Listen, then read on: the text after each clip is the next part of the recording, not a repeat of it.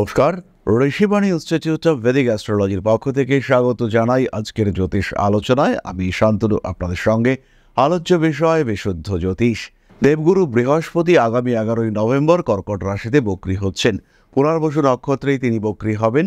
5ই December 2025 তিনি মিথুনে প্রবেশ করবেন বক্র গতিতে এবং তারপরে 11ই মার্চ 2026 তিনি কিন্তু মার্গী গতি প্রাপ্ত হবেন। এই যে প্রায় 5 মাস দেবগুরু বৃহস্পতির বক্র গতি, এটা কিন্তু প্রত্যেকটা রাশি প্রত্যেকটা লগ্নের মানুষকে প্রভাবিত করবে। এই বক্রগতির প্রথম 24 দিন দেবগুরু বৃহস্পতি কর্কটেই থাকবেন, কিন্তু তারপরে দেবগুরু বৃহস্পতি দ্বাদশে থাকবেন। এর ফলে একদিকে যেমন নবমপতি দ্বাদশে রয়েছেন, অন্যদিকে কিন্তু সৃষ্টি হচ্ছে বিপরীত রাজযোগ।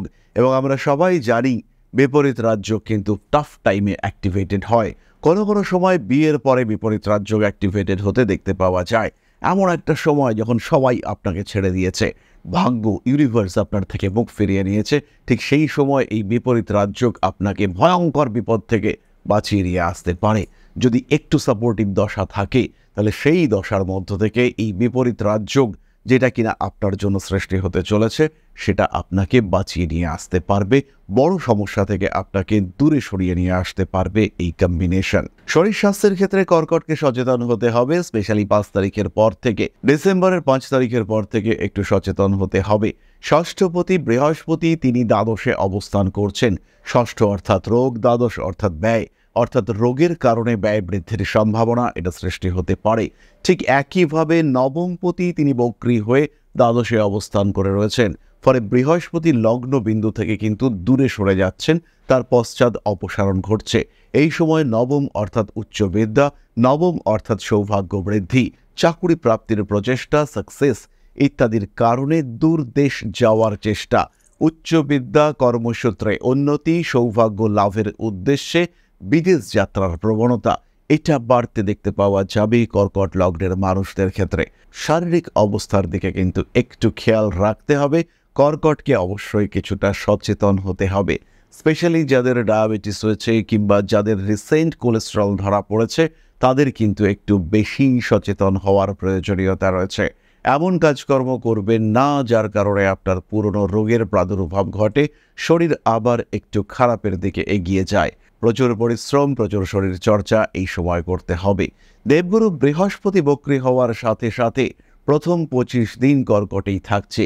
এই সময় কিন্তু কর্কট রাশি বা লগ্নের মানুষদের সন্তান প্রাপ্তির বিষয়টি অনেকটা এগিয়ে যেতে পারে। ফাটকা টাকা পয়সা পাওয়ার সংযোগ বাড়তে দেখতে পাওয়া যাবে, কারণ এই সময় মঙ্গল পঞ্চমপতি তিনি কিন্তু পঞ্চমে রয়েছেন। হঠাৎ চাকরি প্রাপ্তির চেষ্টা সেটা বাড়তে দেখতে পাওয়া যাবে এবং সাকসেসফুল চেষ্টা, চাকরি আপনি পেয়েই গেলেন, এটাও কিন্তু ঘটতে দেখতে পাওয়া যাবে আপনার সাথে। পায়ের নিচের অংশে ব্যথা, যন্ত্রণা ইত্যাদি আপনাকে কষ্ট দিতে পারে। এই সময় কিন্তু প্রপার ট্রিটমেন্ট খুব জরুরি। রং ট্রিটমেন্টের সম্ভাবনা রয়েছে, কারণ দেবগুরু বৃহস্পতি তিনি কিন্তু আমাদের অন্যতম আরোগ্য দানের কারক গ্রহ। তিনি আপনার লগ্ন থেকে ধীরে ধীরে দূরে সরে যাচ্ছেন, পেছনের দিকে যাচ্ছেন। উচ্চশিক্ষার সংযোগ রয়েছে এবং যারা একটু দূরে রয়েছেন, কর্মসূত্রে যারা একটু দূরে রয়েছেন, তাদের ক্ষেত্রে গ্রোথ রেট এটা অনেকটা বাড়তে দেখতে পাওয়া যাবে। এবার আমরা একটু জেনে নেব এই বিষয় নিয়ে শাস্ত্র কি বলছে। জ্যোতিষশাস্ত্রের অন্যতম প্রামাণ্য গ্রন্থ ফলদীপিকায় বলা রয়েছে, লগ্নে বক্রী গুরুঃ ভদ্রঃ শাস্ত্রজ্ঞ ধর্মনিষ্ঠবান বিভ্রপূজ্য ধনাঢ্যশ্চ সত্যবাদী প্রিয়াংবদঃ। অর্থাৎ লগ্নে যদি বৃহস্পতি বক্রী হয়ে থাকে, তবে জাতক ভদ্র, শাস্ত্রজ্ঞ, ধর্মনিষ্ঠ, ব্রাহ্মণের দ্বারা পূজিত, ধনী, সত্যবাদী এবং মিষ্টভাষী হয়ে থাকেন। আবার জাতক পারিজাতে বলা হয়েছে, লগ্নে বক্রী গুরুঃ প্রাজ্ঞো দীর্ঘায়ু কৃত্তিমান নরঃ ভবেৎ সকর্মনিষ্ঠশ্চ কুলদীপঃ প্রতাপবান। অর্থাৎ যে ব্যক্তির লগ্নে বক্রী বৃহস্পতি রয়েছে, তিনি বুদ্ধিমান, দীর্ঘায়ু, খ্যাতিমান, নিজের কর্মে নিষ্ঠাবান এবং কুলের দীপক, কুলের জন্য সমৃদ্ধি আনয়নকারী হয়ে থাকেন। সুতরাং দেবগুরু বৃহস্পতি বক্রী হয়ে আপনার লগ্নে রয়েছেন, এটা সৌভাগ্য যোগ। একে ব্যবহার করতে হবে। গ্রোথ রেট অনেকটাই বাড়তে চলেছে। নিজের কোয়ালিটিগুলোকে রিভিল করার চেষ্টা, নিজেকে উপলব্ধি করবার চেষ্টা এটা বাড়াতে হবে। জ্ঞান আহরণের উৎসাহ, আগ্রহ এবং আবেগ, প্রচেষ্টা সহযোগিতা এগুলো প্রত্যেকটা বাড়তে চলেছে। নিজের উপরে ভরসা রেখে এগিয়ে যাওয়ার চেষ্টা অবশ্যই করতে হবে। গ্রোথ রেট বাড়ছে, উন্নতি আসবেই। নিশ্চিন্তে এগিয়ে যান, ডেভেলপমেন্ট হবে।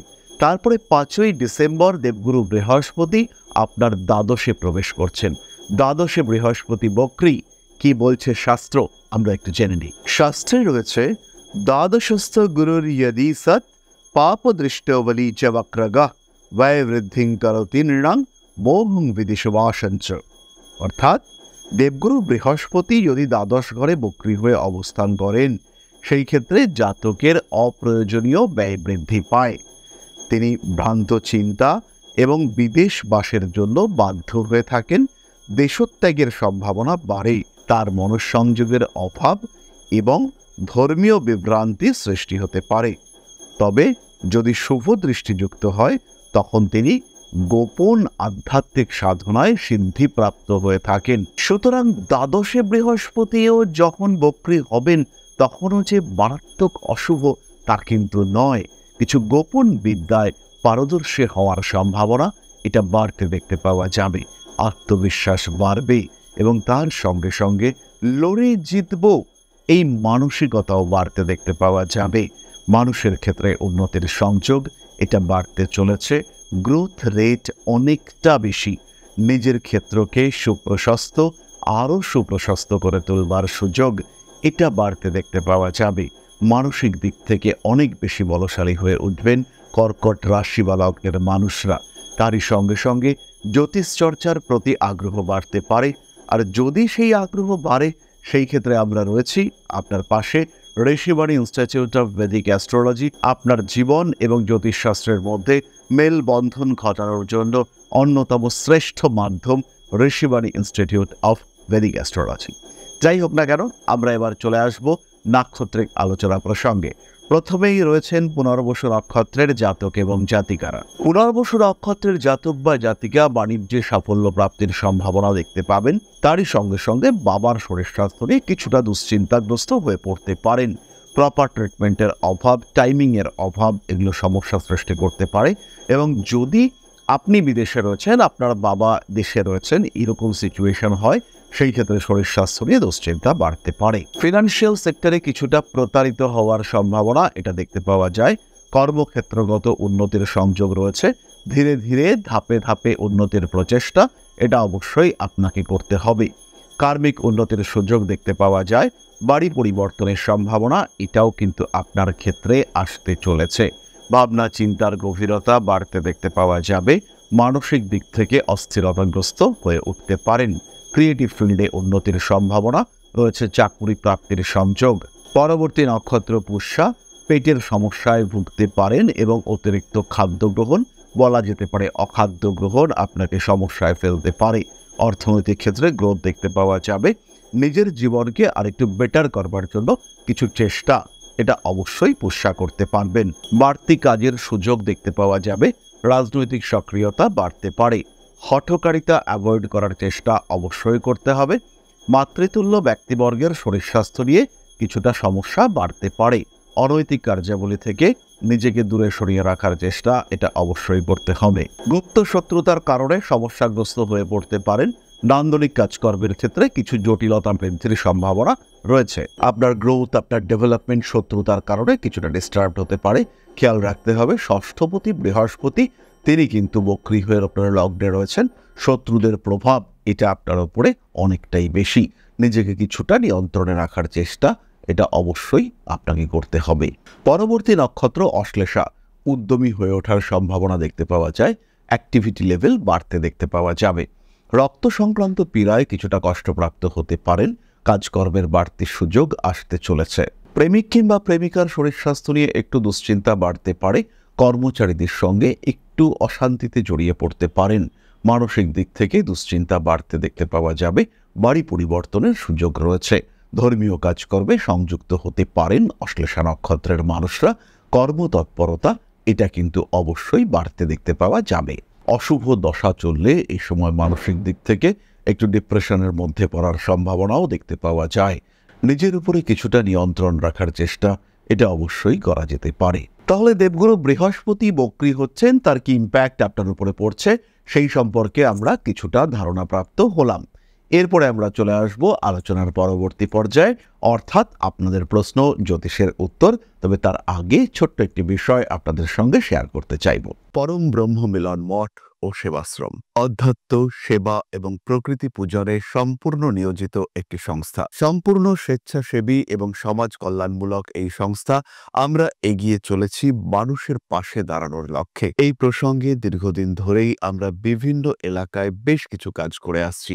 আপনাদের সহযোগিতা, আপনাদের পাশে দাঁড়ানো, আপনাদের হাতে হাত মিলিয়ে এগিয়ে নিয়ে আসার চেষ্টা, আপনাদের সহযোগিতা, আপনাদের পাশে দাঁড়ানোর প্রয়াস, এই সমস্ত কিছুই আমাদেরকে এগিয়ে নিয়ে চলেছে। আমাদের পাথেয় হয়ে উঠেছে আপনাদের ভালোবাসা। বিগত বেশ কিছুদিন ধরেই আমরা বিভিন্ন অনগ্রসর এলাকায় কাজ করে চলেছি। কখনো আমরা শিশুদের মধ্যে শিক্ষা উপকরণ বিতরণ করেছি, কখনো আমরা পুজোর পোশাক বিতরণ করেছি, কখনো তাদের খাদ্যের ব্যবস্থা করেছি। আমরা কন্টিনিউয়াসলি তাদের পড়াশুনোর জন্য 2টি ফ্রি কোচিং সেন্টার শুরু করেছি। তাদের মধ্যে ক্রিয়েটিভ অ্যাক্টিভিটিগুলিকে জাগ্রত করবার জন্য সম্পূর্ণ বিনামূল্য একটি নৃত্য শিক্ষা প্রশিক্ষণের ব্যবস্থা, সেটা আমরা করতে সক্ষম হয়েছি। এবং এই প্রত্যেকটি পদক্ষেপেই আমরা পেয়েছি আপনাদের সঙ্গ, আমরা পেয়েছি আপনাদের সহযোগিতা, আমরা পেয়েছি আপনাদের ভালোবাসা। আমরা শীতকালে কম্বল বিতরণ করেছি, আমরা মায়েদের মধ্যে খাদ্য উপকরণ, পুষ্টি উপকরণ বিতরণ করেছি, আমরা বিতরণ করেছি ডেঙ্গুর সময় প্রচুর মশারি। এই প্রত্যেকটি কাজেই আপনারা ছিলেন আমাদের পাশে। বর্তমানে মানুষের ভালোবাসায় আমরা ধীরে ধীরে আরেকটু বড় হয়ে উঠছি। এই অবস্থায় বর্তমান পরিস্থিতিতে এই কাজগুলিকে আরো এগিয়ে নিয়ে যাওয়ার জন্য, সুষ্ঠুভাবে করবার জন্য প্রয়োজন একটি পরিকাঠামো। তাই আমরা চিন্তাভাবনা করছি একটি আশ্রম ফরমেশনের, এবং এর জন্য প্রয়োজন জমি, এর জন্য প্রয়োজন পরিকাঠামো। তাই যারা আমাদের সাবস্ক্রাইবার রয়েছেন, যারা আমাদের ভিউয়ার রয়েছেন, যারা আমাদের ফলোয়ার রয়েছেন, যারা আমাদেরকে ভালোবাসেন, যারা আমাদের পাশে থাকেন, প্রত্যেকটি সহানুভূতিশীল মানুষের কাছে আমাদের অনুরোধ, সাধ্যমতো সামান্য পরিবারে আপনারা এগিয়ে আসুন। বিন্দু বিন্দুতে সম্পূর্ণ হবে সিন্ধুর গঠন, তৈরি হবে পরম ব্রহ্মমিলন মঠ ও সেবাশ্রমের পরিকাঠামো। তাই যারা বিভিন্ন সময় বিভিন্ন অবস্থায় মানুষের পাশে গিয়ে দাঁড়ান, যারা প্রকৃতিকে ভালোবাসেন, যারা জীবনকে এগিয়ে নিয়ে যাওয়ার পথে অন্যকে সাহায্য করতে পছন্দ করেন, সেরকম প্রত্যেকটি মানুষের কাছে আমাদের সাধারণ অনুরোধ, আমাদের এই মহৎ উদ্দেশ্যকে সফল করে তুলবার জন্য যতটুকু সম্ভব, যতটুকু সাধ্য, অবশ্যই এগিয়ে আসুন, বাড়িয়ে দিন সামান্য সহযোগিতার হাত। অধ্যাত্ম, সেবা এবং প্রকৃতি পূজনের এই মহান কর্মে, মহান ব্রতে ব্রতী হয়েছি আমরা। আমাদের সঙ্গে হাতে হাত মিলিয়ে আপনারাও যতটুকু সম্ভব এগিয়ে আসুন। সবার প্রচেষ্টায় এই বিরাট কর্মযজ্ঞ সাফল্যমণ্ডিত হবে। সবাইকে জানাই অগ্রিম ধন্যবাদ। আমরা জানি আপনাদের সহযোগিতা আমরা পাবো। বেশ কিছুদিন ধরেই বহু মানুষ আমাদেরকে সাহায্য করে চলেছেন, কারণ আমাদের ইন্ডিভিজুয়াল সামর্থ্য অতি ক্ষুদ্র, তার মাধ্যমে এই মহৎ কার্যগুলিকে সম্পূর্ণ করা সম্ভব নয়। তাই প্রত্যেকের ছোট্ট ছোট্ট সহযোগিতার হাত আমাদেরকে এগিয়ে নিয়ে চলেছে। আমরা এগিয়ে চলেছি সাফল্যের লক্ষ্যে। আপনাদের ভালোবাসা এভাবেই আমাদের পাশে থাক, আমরা সফল হবই। তাহলে এবার আমরা চলে আসি আপনাদের প্রশ্ন পর্যায়ে। প্রশ্ন করেছেন Shubhajit Ghosh, 6 July 1990, 5:25 AM, place of birth Bali. নতুন চাকরি কিছুতেই হচ্ছে না এবং অ্যারেঞ্জ ম্যারেজের ক্ষেত্রে প্রচুর বাধা আসছে। কবে সম্বন্ধ হবে একটু জানাবেন প্লিজ। শুভজিৎ বাবু, প্রথমেই দেখুন, মার্চ 2026-এ আপনার নতুন চাকরি হওয়ার যোগ রয়েছে, আর ঠিক তারপর থেকেই বিয়ের কথাবার্তা ফাইনাল হতে দেখতে পাওয়া যাবে। 2026-এর শেষ ভাগে আপনি বিয়ের চিন্তাভাবনা মাথায় রাখতে পারেন, অথবা 2027-এর প্রথম দিকে। শরীরের দিকে খেয়াল রাখবেন, গ্রোথ রেট মাঝারি, নিজের উপরে যত্ন রাখা এটা কিন্তু অবশ্যই উচিত। তবে কর্মক্ষেত্র এবং বিবাহ এই দুটি বিষয়ের আলটিমেট সলিউশনের জন্য অবশ্যই জ্যোতিষ পরামর্শ এটা আপনার নেওয়া উচিত। মঙ্গল সংক্রান্ত সমস্যার কারণে আমি অবশ্যই বলবো বিয়ের আগে ম্যাচ মেকিং করিয়ে নিতে। তাহলে আজকের আলোচনা আমরা আর দীর্ঘায়িত করব না। সবাই সুস্থ থাকুন, ভালো থাকুন, মা শ্রী আদিশক্তির আশীর্বাদ বর্ষিত হোক আপনাদের উপর, সমৃদ্ধ, আরও সমৃদ্ধ হয়ে উঠুক আপনাদের জীবন। জয় মা আদিশক্তি। নমস্কার।